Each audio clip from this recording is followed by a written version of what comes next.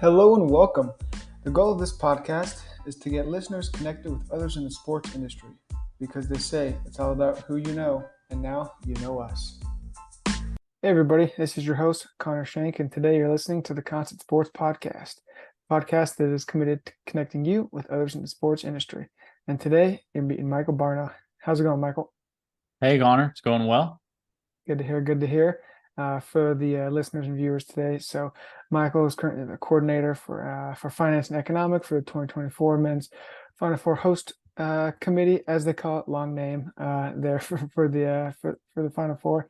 He's also a fellow Sun Devil, so forks up, and he earned his sports law and business master's degree.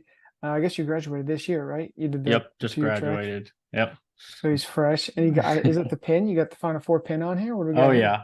Oh, I gotta represent, right? oh, for sure.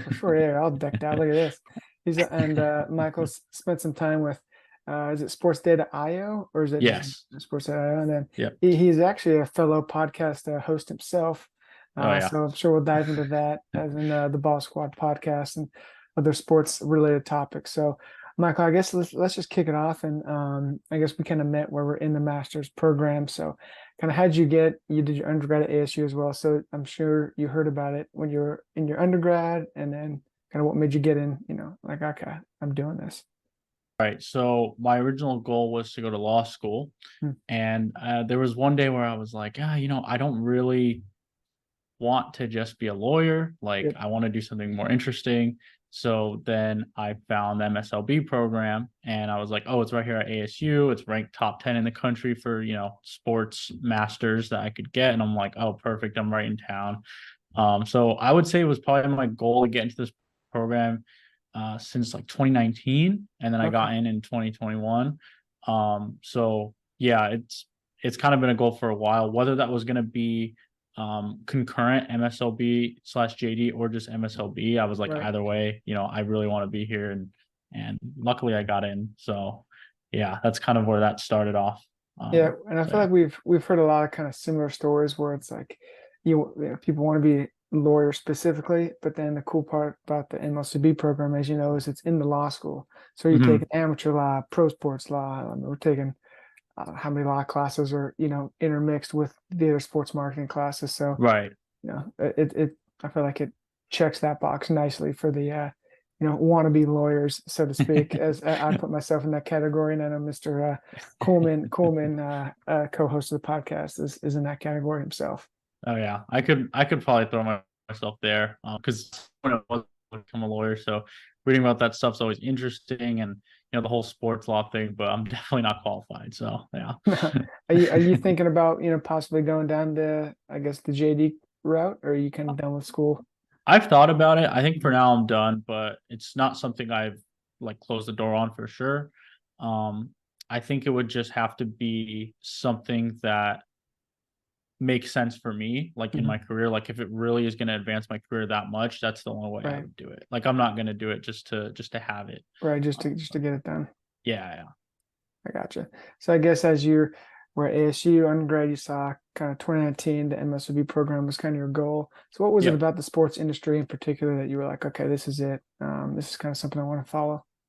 Yeah, well, just working my jobs before, um, I don't know, it was just kind of boring. I kind of wanted to do something a little bit more, and I'm like, you know what? If I'm gonna have to work hard anyways, like why not do it with something I enjoy? Hmm. So, obviously pretty passionate about sports. That's like, but that's everybody, right? Everybody's passionate about sports. But I really want to like kind of leave an impact. I feel like a lot of my skill set with not only with data analytics and stuff, but just, communication and developing skill sets, Yep. that kind of thing. I think I can kind of make an impact on the sports industry that way. Plus, it's just cool. It's really cool to just, be able to work in sports and say that, hey, I work here, and um, kind of leave an impact, especially now that I'm with Final Four. It's kind of cool seeing like all this stuff go up around the valley, Oh and, yeah, everybody getting excited for it. And it's like, hey, I'm helping out with that. Like, yeah, that's kind of sweet. yeah. You So got boots on the ground before the Final Four even came. yeah, it's pretty cool. So I'm enjoying that aspect of it a lot. Right. And let's want to dive into kind of the I'd say your analytics background. You're kind of an analytics guy, I would say. Hmm. Numbers guy yourself. Obviously with sports data IO and whatnot. So In the MSCB program, we took a sports analytics class. So was that something Right. that you were, like looking forward to? Like you were like, okay, this is it. Because for me, every Tuesday at 5, I was like, this is not it. I'm not going to enjoy this, but we'll get it done. So Yeah. what is it about, analytics and paired with sports that you're like, okay, this is sweet. Um, well, first of all, that drive to Tempe was always a little frustrating. Like, I agree with you there. Um, but yeah, it's kind of funny because that class was like, it was probably one of my favorite classes, and it Uh-huh. was done in my first semester. So it was like, Yeah. okay, it kind of passed by. But I would say what I really like about sports analytics and business analytics, because I'm kind of into both, Mhm. is that it really quantifies a lot of things. And I feel like with my background in, because I was a communication major in undergrad, with my background in that, I think what a lot of people struggle with analytics things is they just don't know how to communicate it, right? They Yep, don't the know how to breakdown. Yeah, get they don't people to understand it. understand it. Yep, So yep. I kind of feel like I have that kind of in between skill set where it's like, hey, I can understand what the numbers are saying, and I can find a way to communicate effectively, Mhm. which I think is really important no matter, like, I would say that's important even if you're not into sports analytics and like Yeah, business analytics and stuff. You got to know something about numbers and kind of like how to use them and things like that, because that's just where things are headed, yeah, you know. no doubt. So yeah. Well, in kind of in that space, whether it's I guess NBA, NFL, MLB, which league, in your opinion, do you think takes analytics like the furthest or that uses it the most? Oh, it's definitely MLB. That's like without a doubt. They got analytics conferences all year. I was actually at the Sabre Analytics conference that Yep, was let's dive here. into it. Yeah, that was pretty cool. I volunteered there just to do like case.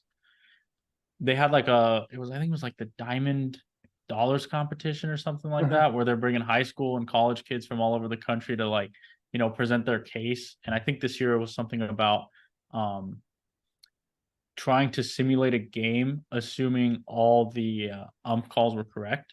Wow. And yeah, it is pretty crazy seeing, because they were talking about stuff I didn't even understand. It was pretty cool seeing like there's a lot of kids that are into this, and I think it's just going to keep growing and growing. But I would say, yeah, baseball definitely takes it the furthest.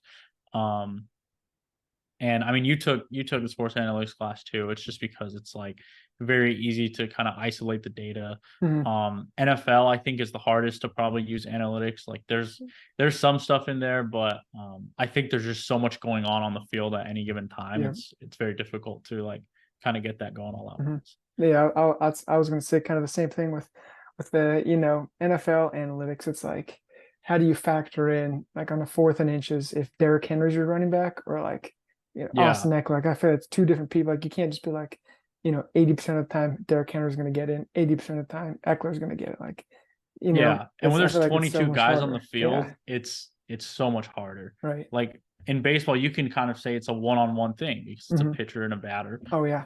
that make the stuff happen. Basketball, it's 5-on-5, a little harder, but it's Hmm. there. But when you're looking at 11-on-11, it's Yeah, it's way too many way harder. variables. Yeah. Yeah, And it's like baseball. This guy clearly cannot hit an inside fastball. Like he's 1 for 29. Like it's clear. Like there's the yeah. The analytics, right? sample sizes are a lot bigger in Exactly. baseball. So Exactly. yeah.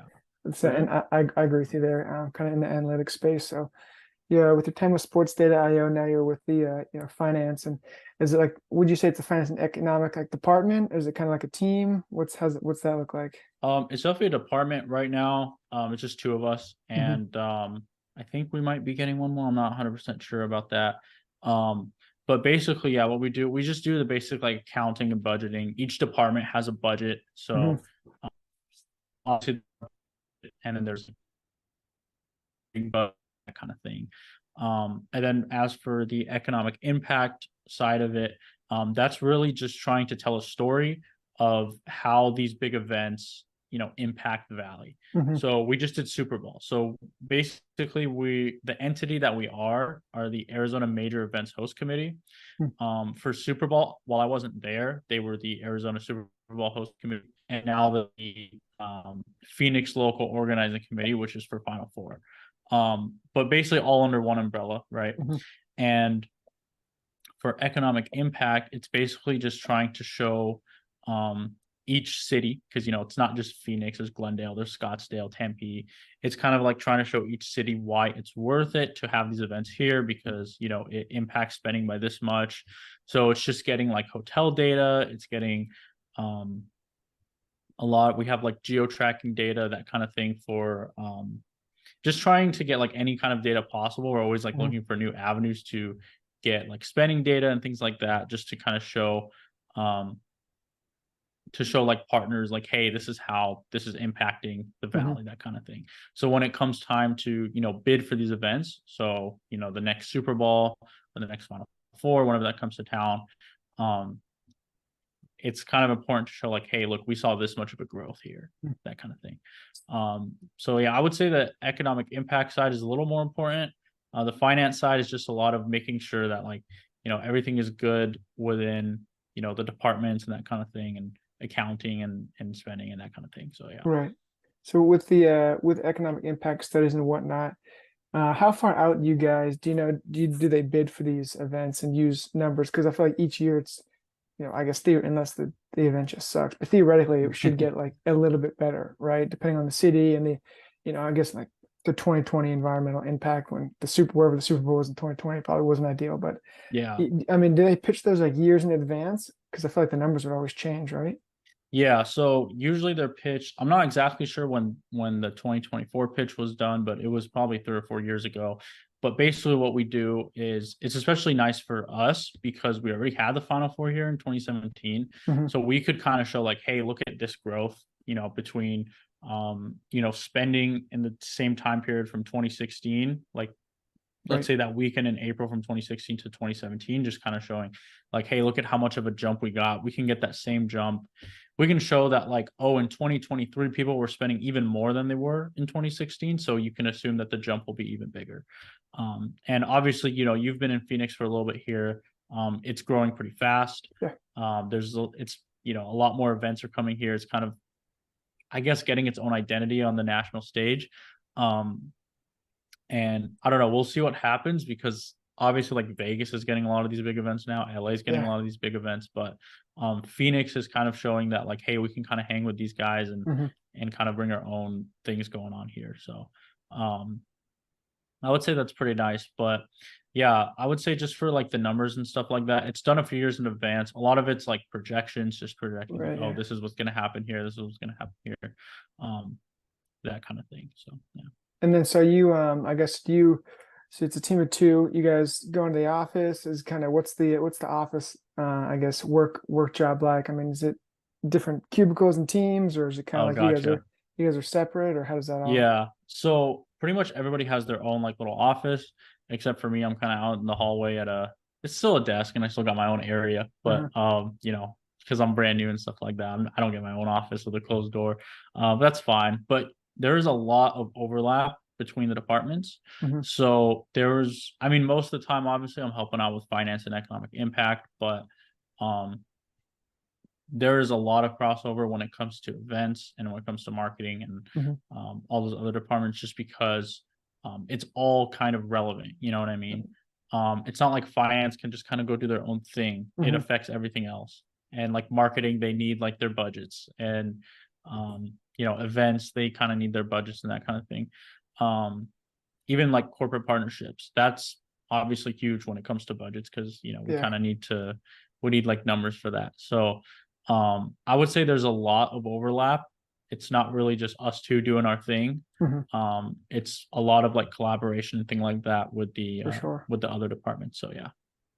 And then is that something because you were an intern kind of before working that a few months Right. back, and then so how did it go from kind of intern to now you're top dog full time there? Was it I mean was it kind of like, hey, we're gonna have one position open up, survival of the fittest, kind of walk our viewers and listeners through that kind of the interview process and whatnot.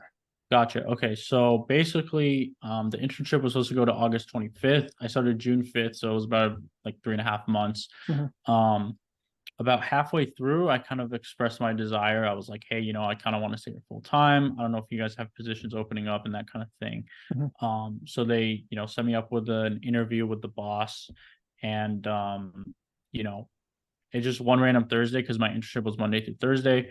One random Thursday came up to me and they're like, "Hey, listen, we're gonna offer you the full-time position. If you're ready, like you can start next week." And I'm like, "Okay, cool, that works for me." So yeah, it was kind of nice to have the internship cut a little short and then just Yep. kind of go full time, that kind of thing. So yeah, it was just a lot of like, this is what I always say to people like who do internships and stuff like that, is like you can't think you're above any work, if that makes Hmm. sense. Like, Right. I would say throughout my time as an intern, I was like always saying yes to things, always Oh being yeah. like, "Hey, I need this done," and I'll be like, "Yes, yes, yes." My boss, he's pretty cool. He wasn't like, sometimes like the worst he would do is have me get coffee, which is like that's really no big deal. Yeah. I don't mind doing that at all. So I know, your mileage may vary and stuff like that, but just any kind of task or project or whatever you're given, would always take it on with kind of like the full, um, I guess, like with full effort and that kind of Hmm. thing, and trying to go like as in depth as possible with it. So, Yeah. I think it's really like, I know everybody says it, but just putting in the work. That's all that matters, right? Yeah. Like people are gonna notice that, and when you're kind of like showing up early every day and not necessarily like leaving late, but maybe not leaving right at 5 o'clock. 5 o'clock on the dot, you're out of there. Yeah, yeah. That definitely, it definitely shows a lot for people. So I think that was a big reason why I was brought back on. Yeah. No, and it kind of reminds me of like, what is it? Stay ready, so you don't have to get ready. And so you were Yep. already, in the internship, you're doing the work, you're doing X, Y, and Z, and then halfway through, I kind of like the technique. They're not like day one. You're like, hey guys, I'm interested in working here. It's like, well, Yeah. so's all the other interns. Like you gotta Yeah, give yeah. it some time so they can kind of see what kind of product they're working with and what kind of product you can, you know, provide and whatnot. So yeah, I like the technique of, halfway through or so, kind of saying, hey, actually, this is something I'm interested in. Because sometimes when you do internships, I've heard it's like, I know someone did an internship and like they were just like, nah, this isn't it. I'm not having a good time. I don't want to be in this Yeah. sector. And Yeah. totally fine. And that's good for the company and the person. It's like we can both figure it out, be professionals about it, and move on. So I think that's an important aspect of internships too, not just like you don't have to work there, Yeah. It's It's kind not of finding out what you don't want to do. exactly. That's Yeah. definitely a thing. So um yeah, but I think it's pretty great. I think if you tell them too fast, it's almost like, okay, yeah, obviously you're interested in a job here. Yeah. It's like I don't know. I think you just kind of got to let things simmer and then kind of go forward with it. So yeah. Yeah, no, I'm with you there. Let's segue a little bit to another great podcast that's on the airways. It's the Ball Oh Squad yeah. podcast. It's you and some buddies Hmm. from high school, from undergrad. When did you guys kind of start it? Yeah. So basically, it started 2020, COVID. Pretty much. So I played. It's four of us. We all played high school ball together. Um, and we always had this group chat since like, I want to say like sophomore year of high school, called the Ball Squad, right? There it is. So that name's existed for quite a while, and we were like, let's just make. We were bored during COVID, and we're like, let's just make a basketball show. Like we love talking about basketball all day. Let's just do it. So we called the Ball Squad podcast, and I'd like to say that we were super consistent in making it, but honestly, I think the last episode we uploaded was like last August, so it's been almost a year. Um, Got to bring it back. but Got to get it yeah, we going. gotta bring it back. We just got busy with life. Two of the guys, they're married now. We got to You do a know, simulcast, Constant Sports Podcast and the Ball Squad a little podcast simulcast. oh yeah, we'd love that. Yeah. But yeah, it was just always fun talking about basketball, and Yep. it was a little bit amateur hour, but I think it still taught me a lot when it comes to Oh like, yeah. how to communicate, how to almost present, because it's kind of like a form of presentation and like Hmm. public speaking, that kind of thing. So also, I feel like podcasting looks very easy, like if you're not a podcaster, but it's Hmm. kind of difficult, to be honest with you, just because it's a different kind of talking, Yeah, right? You definitely. can't, it's not just like hopping on mics and talking. Like you can do that, but it doesn't come out too well. You Hmm. have to kind of learn to be concise. You have to learn how to, um, kind of plan and that kind of thing. So yeah, it was a great experience. It's not like we've closed the door on it yet. Maybe once we all get some time on our hands and like more consistent schedules, we'll bring it back and that kind of thing. Cause it was always fun talking about ball Oh yeah. and, getting in those like debates and things like that. Um, it's always a good time. Yeah. So One, and it's, I consider it kind of a resume builder, and mhm. I don't really know how else to say this, but like even for me, kind of when I'm starting it, kind of same concept. It's like, well, I'm doing all these informational interviews with everybody. I might as well just record it and have these conversations and Yeah. start it up. And then it's going to build skills, and it also Um, builds skills for, the guests as well. It's like a lot of yeah. them maybe haven't been on a podcast before. They don't know what it's like. So I think it's just a win-win. Then, people that are in undergraduate degrees are listening and saying, okay, this is kind of how what graduate school is like. And get a face behind some of the students. I don't know Yeah. about you, but when I was applying, I was looking at like the current students. I'm like, okay, let me match up my resume with this person. Let's see what's going on here. So I feel like it helps hopefully in that sense for the listeners and viewers to kind of Yeah. see what the space is like before kind of jumping in. Yeah. I never thought about it that way, but I think that's great that you say that just because, um, yeah, for me, like when Aaron was like, "Hey, you got to do informational interviews and stuff like that," I was like, "Shoot, I don't know how to do this. Like, this is, very hard." But I think kind of having this and this is kind of like a great template to just be like, "Hey, if you're talking to somebody, this is like some great questions to ask." Yeah, So yeah, yeah. That's the plan there. And I guess now that you're kind of in a new role, like we're saying, different schedules and whatnot, how do you, I guess, prepare for the week? Do they give you projects that you're like, okay, I got to prepare a week in advance. My day right. starts is it like a 9 to 5? Give the listeners and viewers just a little inside, kind of as a full time, having a full time position in the sports industry, what that's like. Right. So usually every Sunday or so, I will kind of plan my week out, and that's a little bit really work projects or anything like that. Just do this on this day, and like just some basic like tasks I got to do. Right. Hmm. Usually on Monday, I'll meet up with my boss and be like, okay, what are we doing? Usually he'll already have some stuff for me, Right. so that usually works out. And then on Wednesdays we have kind of a one-on-one just to kind of catch up and be like, okay, this is what we need to look forward to. What is nice is I believe every Monday we get kind of like a weekly status report of everything that's going on within the department. And we kind of have like a little 30-day, um, I guess it's like, okay, what's urgent, what's in the next 30 days, and what's after that. You know Like a what I little mean? So time just kind horizon of, type thing. yeah, that kind of thing. So that's always nice to kind of like get on top of that stuff. Um, the thing about my job though is it's very like sometimes it can be a little chaotic when it comes to like switching things around. Like sometimes I'll be working on something and my boss will be like, hey, you gotta, put that on hold. Hmm. This is a priority now, that kind of thing. Which is fine. You just have to learn to kind of be flexible at that kind of thing. So yeah, which it's honestly been fine for me. It's just it is nice just because now I'm out of school and I'm fully able to like focus on work and that kind of thing. Yeah. It just makes things so much easier when that happens, because I've balanced, work and school before and like I've done it fine, but a lot of times, if I had to stay late at work or something like that, it just gets a lot more stressful. But if I have to stay late at work nowadays, it's just like, well, I don't got anything else going Yeah. on. It's a So it's a it's weird kind of feeling. yeah, it's like that's it. And you don't really have homework and stuff like that, which would be great. But like yeah, our hours are like usually office hours like 8 to 5. Um, depending on if I have to, sometimes I gotta go to the bank and stuff like that after work. So I'll leave a little bit early because you gotta go before 5, that kind of thing. Hmm. And then we work from home on Fridays, which is nice. I Okay. do like I do like working from home, but it's just not really something I could do every day because Yeah.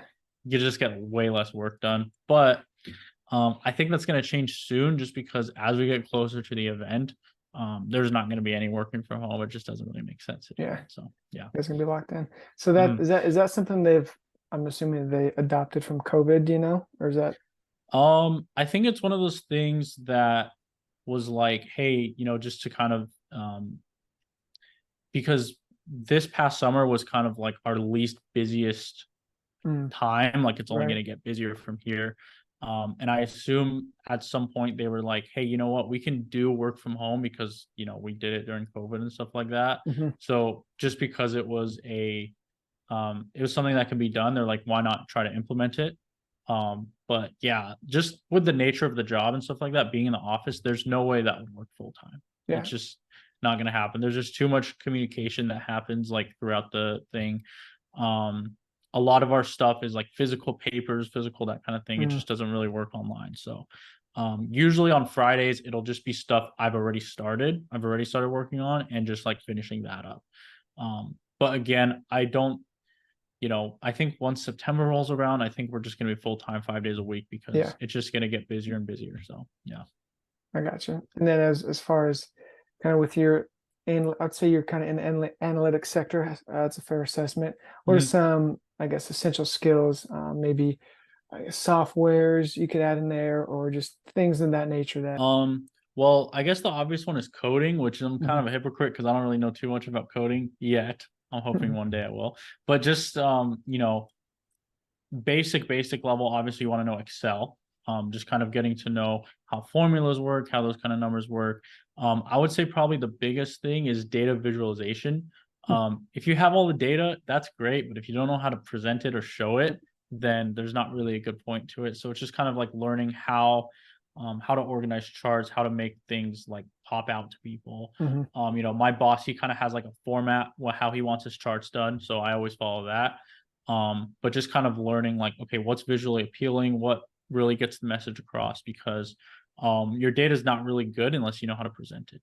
I would also say we don't really use this at Final Four, but I have some experience with it. Tableau is very good for visual data. Just knowing how to do those charts and that kind of thing. I think it's very useful. So yeah, I would probably say those are probably some good certifications to have. And I would say coding languages, again, I don't know them yet, but the two I hear most common are Python and R. So Mhm. I would say knowing one of those, just from my informational interviews and me asking people like, okay, which one do you like? Mhm. They said just learn whichever one because it's Pick one. it's pretty easy to transfer over like That's it. either way. But from what I understand, Python is a lot easier to get into and it's a little bit more versatile. So I would probably do that one. So Got it. Yeah, just saying those Python and R gave me PTSD from yeah. sports analytics Oh class with yeah, and Professor SQL McIntosh. too. Yep. Yeah, that and that. What was that? Was that the sequel? Was that the like software we used to do all that? Or SQL is like it's basically kind of a coding language to pull like data. So that was like what we because on data camp, if you remember that's what that. it was. Data camp. Yeah, That's it. sorry to remind you about that There too. it is. Yeah. Um I think we did R and SQL, but from what I understand, um you want to learn SQL either way because it Mhm. works with both Python and R. So Uh, I would learn like either Python or R and then SQL, that kind of thing. So I see. yeah. I see. Okay. So along with that, what other kind of, I guess, education or sites, maybe people do you follow that can keep you up to date in that specific sector, and then also kind of in the sports sector? Gotcha. Well, I follow a lot on LinkedIn. There's a lot of like, because my thing was basketball analytics, right? So I Mhm. follow a lot of those guys that are, some of them are in NBA front offices, that kind of thing. Um, I'm trying to think of like influencers or anything like that, but I don't think I really follow any. I'm sure they're out there though. Yeah. So you definitely look at them. I know the Sloan Analytics Conference is very big. Mhm. I've never been just because it's pretty expensive to go there. I think it's $800 just to get in. Plus you got to fly out to Boston and that kind of thing. So it's pretty hefty, but I know that's kind of like where Analytics King is Mm. when it comes to the industry. Saber Analytics, if you're into baseball, that one's great. They do a good job of making it a lot more accessible to students. I think their membership price for students is like $25 a year, which honestly That's is good. That's a not good deal. much Yeah. when it comes to just kind of like learning that, especially if you're into baseball and that kind of thing. What is nice about, oh, there's a couple more. Um, I believe it's called Sports Data Pros. Mm. So what they do is they have like a Python course, but they do it from the perspective of fantasy football. I think that's pretty Oh, cool. that's cool. Yeah. So if you just Google like fantasy football data pros, that pops up, and I think they do baseball and basketball now as well. So if you want to learn from that, and I think the course is like $50. So again, not too much if you want to get into it. Um, so yeah, there's a lot of places, baseball and basketball references, sportsreference.com, I guess in Yeah. general. That spot is pretty good too. They do a lot of stuff with that. So yeah. Yeah. No, I whenever I need, I'm usually on the, what is it, NFL Sports Pro Reference or whatever. I mean, Yeah. just the amount of data you can get from that, and then a lot of times you can even just, I think you showed me this, or Dalton, maybe you can like convert it into an Excel sheet. And this whole time I Yep. was like copying and pasting stuff, or just dragging numbers over, and you can just convert the entire sheet or whatever to Excel, which is a lot makes life a lot easier. Yeah, that's pretty useful because yeah, just getting it into Excel and stuff like that. I would do that all the time for ball squad whenever I needed to pull stats and stuff like Oh that. yeah. Just get it all into Excel and then do that kind of thing. There was one other one. Oh, Code Basketball. That's the one. I've heard that one is also pretty good for learning about this kind of stuff. So yeah. Okay, yeah, we'll link all those kind of in the description, and I'll have to check some of them out because I'm not too familiar with, I guess, that particular space. But as we wrap up here, I just want to get your thoughts on a few sports business, sports, I guess, team Right. information questions. So, Yeah. as you're our NBA insider at the Constant Sports Hub here, do you foresee the NBA expanding overseas, maybe regular season games, kind of like the MLB with the Dodgers and Padres in Mexico, Yeah. NFL obviously in London and Germany? I mean, do you see something like that going forward? They did some last year actually. They had a game Mhm. in Paris, they had a game in Mexico City. I think, yeah, I think it'll be a little bit more like MLB where you'll kind of see maybe because I don't know if you've seen, but the NBA has they kind of do a little bit more of a series format sometimes now where Mhm. they'll play the same team back to back. Okay. So I think you could see maybe some of those going overseas a lot. Happening. They've already had preseason games there. Mhm. I could see China happening. Well, maybe. I mean, they had that whole thing happen with them, but they've had preseason games there before. So who knows? Mhm. Maybe I don't know how that relationship is right now. That they did one in like Beijing. That was when like 12, or I don't remember. I don't know where they did that, but I feel like they did something over there, preseason game or something. Yeah, because I mean, basketball market's huge there. Mhm. Um, I had an idea. It would be cool because there's a lot more foreign NBA players Mhm. nowadays. It'd be cool if they scheduled some games like in their home countries, like maybe one or two. Yeah. So like, let's have Jokic go to Serbia to play a game, or Giannis go back to Greece to play a game, something like that. I think that'd be pretty cool. But I don't Oh know the yeah. logistics behind all that.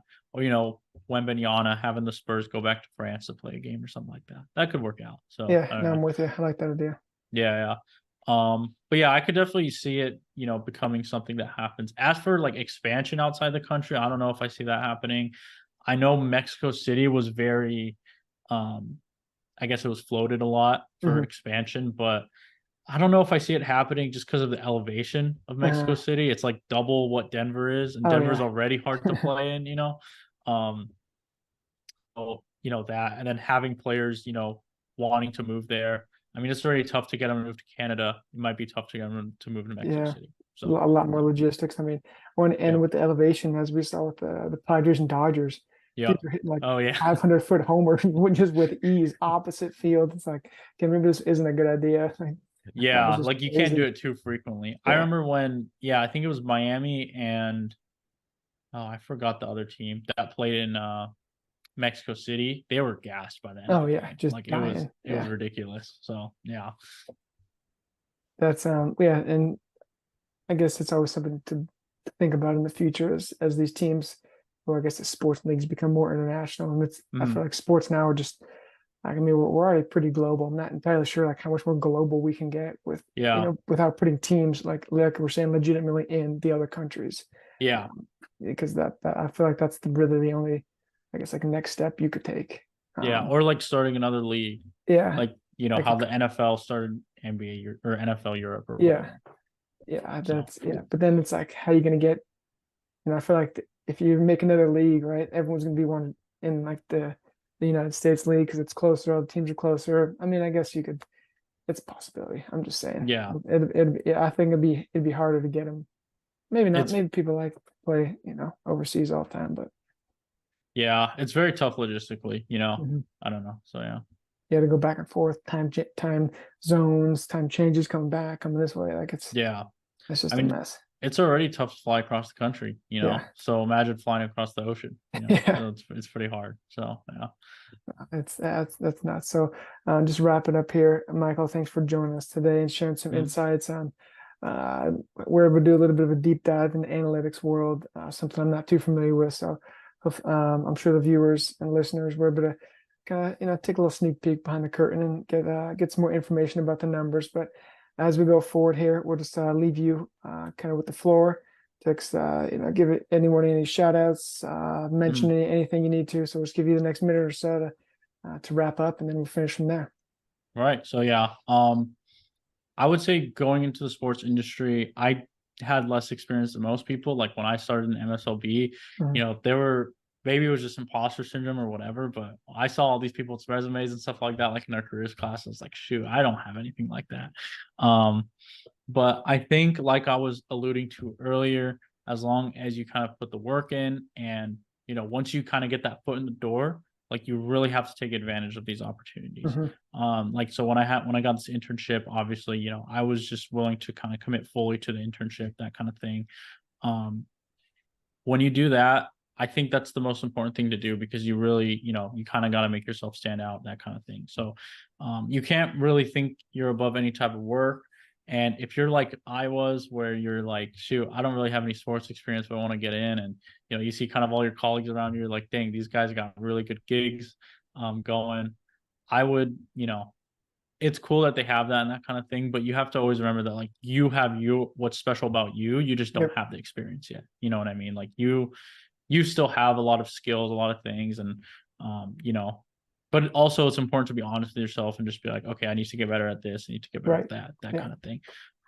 Which is something I kind of had to do as well, just with kind of like making connections and talking with people, that kind of thing.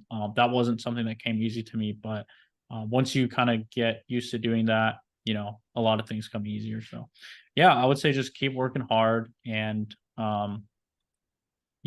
things will come, right? And one other thing is, there's never like wasted experience, I guess, if you want to say that. I've had like a couple jobs and stuff like that were not in sports. Like I was a legal document specialist last year. They nothing to do with sports, right? I just remember always thinking like, oh, this sucks because it's not really advancing my career too much. It's not, it's not really helping me with getting a job in sports, that kind of thing. But now all day I'm working with Word and Excel and PowerPoint. And there's like, I know a lot of people say like, oh yeah, I'm qualified in Microsoft Office and stuff like that. But once you kind of know it a little more in depth, then there's a lot more things that you can do with it, and it always impresses people. So there's no such thing as wasted experience, I would say. So yeah, perfect, wonderfully put, and thanks for closing us out there, and thanks to our listeners and viewers. And this has been another episode of the Constant Sports Podcast, and they say it's all about who you know, and now you know Michael Barno. So thanks for joining us and stopping by today, Michael. No, yeah, no problem. It's been great. Yeah, we'll talk to you later. All right, sweet. Have a good one.